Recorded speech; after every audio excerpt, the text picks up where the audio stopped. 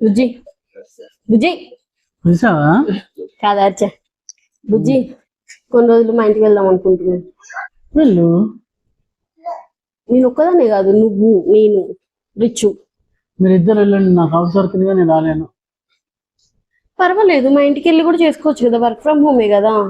నాకు నెట్ సరిపోదు కదా. నా ఫోన్ తీసుకో, నా ఫోన్ చేయనే కూడా మంచిగా రిచ్. వద్దన్నా కదా. సరేలే, అక్కర్లేదులే బుజ్జి, అరవాల్సినంత అవసరం ఏం లేదు, అక్కర్లేదు సరేనా. ఎప్పుడైనా మా ఇంటికి రమ్మంటే ఒక్కసారైనా వస్తావా అసలు మా ఇంటికి? మా ఇంటికి అంటేనే నీకు ఎందుకు అంత కోపం వస్తుందా? అక్కర్లేదు, అవసరం లేదు, అవసరం లేదంటే లేదు.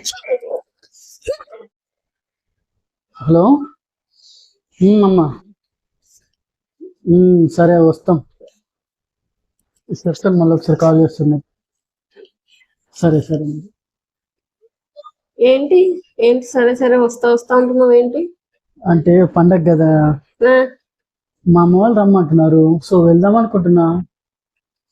వెళ్దాం, నేను ఒక్కడే కాదు, మనం అందరం వెళ్దాం.